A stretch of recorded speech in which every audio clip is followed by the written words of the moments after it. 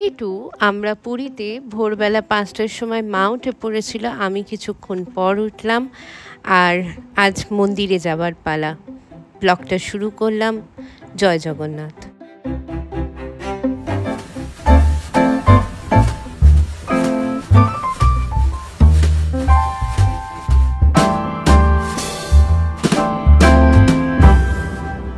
Basically আমরা যখন পুরী ঢুকেছিলাম, আমাদের কোনো হোটেল বুকিং ছিল না, কিচ্ছু না। জাস্ট জগন্নাথ দেবের নাম করে বেরিয়েছিলাম হায়দ্রাবাদ থেকে, যে চেষ্টা করব পুরীতে ঢোকবার। তো জগন্নাথ দেবের কৃপায় এত সুন্দর একটা প্রিমিয়াম রুম আমরা পেয়ে গেছিলাম, কিন্তু এই রুমটা একদিনের জন্য বুকিং ছিল। মানে আমরা যেদিন এসছিলাম তার পরের দিনকে সকালবেলা 7টা, তারপরে গেস্ট চলে আসবে বলে আমরা অন্য রুমে শিফট করে গেছিলাম, যেটা বিচ সাইডে নয়। তো যাই হোক, সেটা রুম ট্যুরটা আমি দেখাচ্ছি। আর এই হচ্ছে সকালবেলার পুরী, সাদা সুন্দর ঢেউ। সমুদ্রটা আরো বেশি আর কি সুন্দর লাগছে, পুরো সাদা। আর যাচ্ছি হচ্ছে ব্রেকফাস্ট করতে, তিনজনে মিলে বেসিক্যালি। চলো।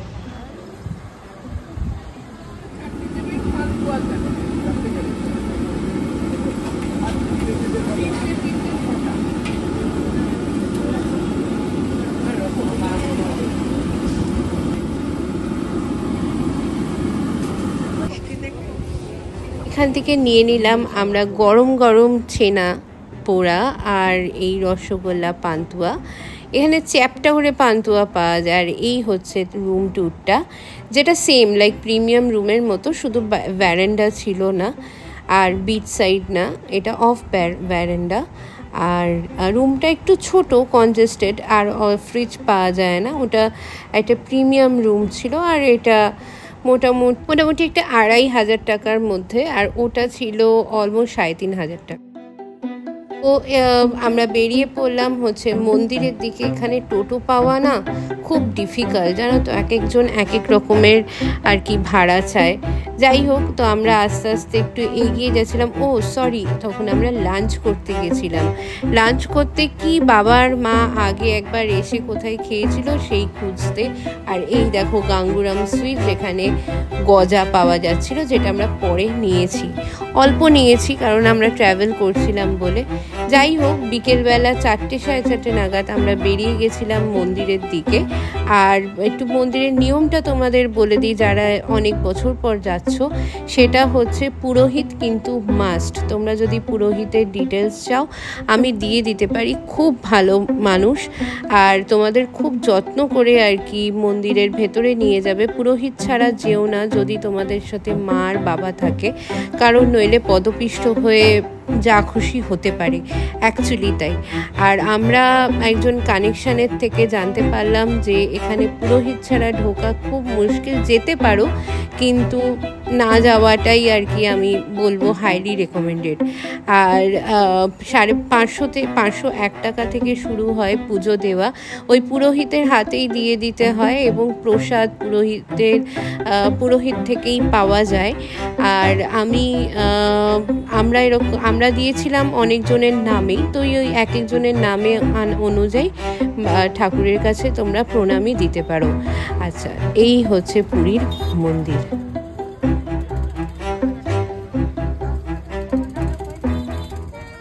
যারা যাবে তারা সবসময় সব কিছু প্রিপেয়ার করে নিয়ে যেও। একটা স্লিং ব্যাগ তোমরা নিতে পারো যদি তোমাদের আর কি নিতে হয় কিছু, নইলে খালি হাতেই যাও, কারণ ওখানে মোবাইল বা কোনো রকম ইলেকট্রনিক্যাল প্রোডাক্টস আর কি ইউজ করতে পারবে না মন্দিরের ভেতরে। কিছু একটা ম্যাগনেটিক আর কি কানেকশান আছে, যেটা আমাদের পুরোহিত বলেছিল, যেটা এখনও পর্যন্ত সায়েন্স প্রুফ করতে পারিনি।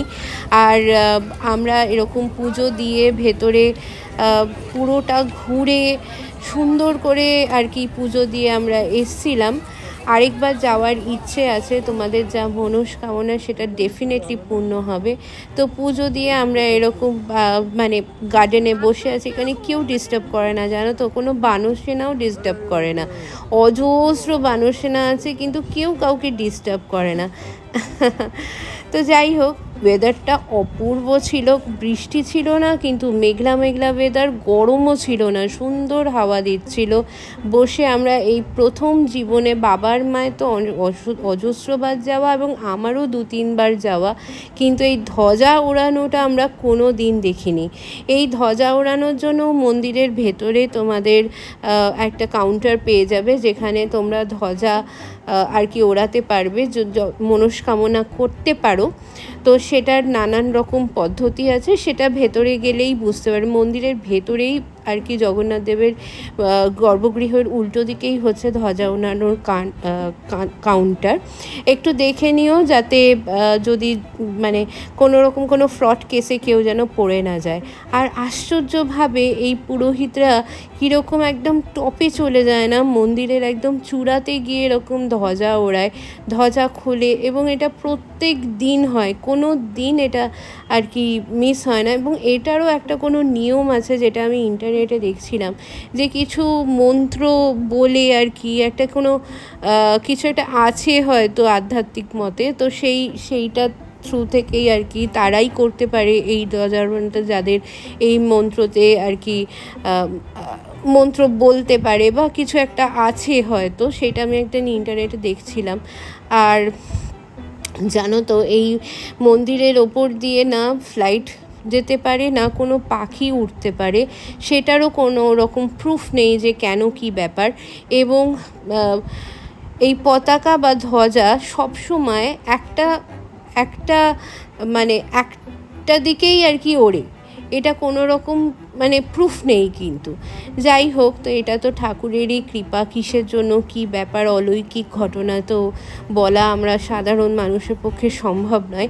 বাট দেন অপূর্ব লেগেছে, এবং তোমরা যদি পরবর্তীকালে যাও এইটা একবার দেখো, সিরিয়াসলি ভালো লাগে দেখতে। আর ওখানে শুধু বসে থাকা, শান্তিতে ঠাকুরকে ডাকা, যাতে সব বিপদ দূর হয়ে যায়, যাতে পজিটিভিটি আমাদের চারপাশ দিয়ে থাকে, কোনো নেগেটিভ ইম্প্যাক্ট যেন আমাদের ভেতরে না আসে। আর বসে একটু দেখি।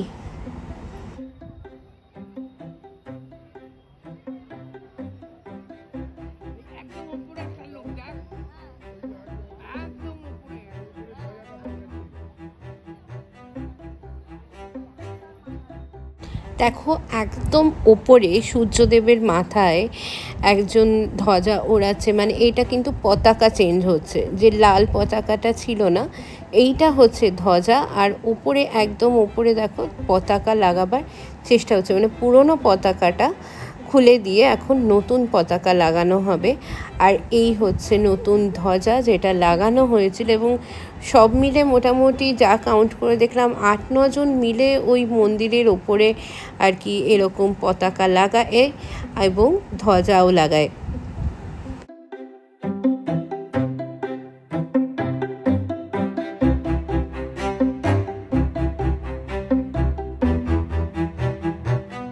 তো আগে ছিল লাল পতাকা, এখন একটা হলুদ পতাকা ওং লেখা, সেটা কিন্তু লাগানো হয়ে গেল। উফ, কি অপূর্ব দৃশ্য!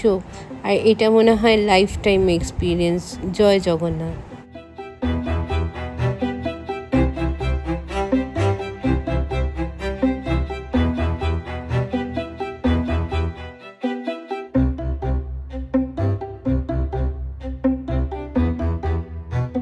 তো ধীরে ধীরে আমাদের পুজো কমপ্লিট করে, ধ্বজা ওড়ানো দেখে, ঠাকুরকে আবার প্রণাম করে চলে বেরিয়ে এলাম মন্দির থেকে। এইবারের মতো পুজো কমপ্লিট হলো। যাই হোক, মন কেমন করছিল যে মন্দির থেকে বেরিয়ে এলাম, একটা শান্তির স্থান থেকে বেরিয়ে এলাম, আবার যেন আসতে পারি ঠাকুরকে প্রণাম করে। পুরী উপভোগ করতে করতে আমরা বেরিয়ে গেলাম হচ্ছে স্বর্গদ্বারের দিকে। আমি আর মা পেছনে বসেছি, বাবা সামনে বসেছে। একটু চাটা খাওয়া হয়েছিল মাঝখানের। আর এই হচ্ছে স্বর্গদ্বারের দিকে চলে এলাম। সন্ধেবেলা এত সুন্দর লাগছিল না সমুদ্রটা, সি বিচটা পুরোটা, আর ভীষণ গাড়ি ঘোড়া ওখানে মেন রোডটায় মেনলি। যাই হোক, আমরা যাচ্ছিলাম হচ্ছে মহানন্দ মহারাজের আশ্রম, যেটা পুরীতেই আছে। এবং সেই আশ্রমে আমার মায়ের গুরুদেব এবং আমাদেরও গুরুদেব মহানানন্দ মহারাজজি আসতেন যখন উনি আর কি জীবিত ছিলেন, এখনও আমাদের মনের ভেতরেই জীবিত আছেন উনি। আর এই হচ্ছে সেই আশ্রমটা।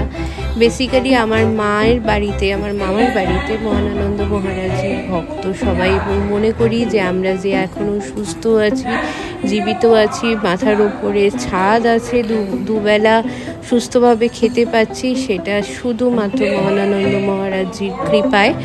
তো আমার মা এটা আর কি মনে করেন। তো মা খুবই এক্সাইটেড হয়ে পড়েছিলেন যখন আর কি আমরা ছিলাম। তারপরে ওখানে পুজো করে সন্ধ্যা আরতি দেখে বেরিয়ে এলাম হচ্ছে সি বিচে। 30 টাকা মুড়ি পছন্দ হলো না আমার বেসিক্যালি।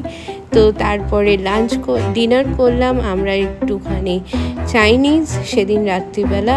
আর এই হচ্ছে সি বিচ দেখে পরের দিনের পার্ট।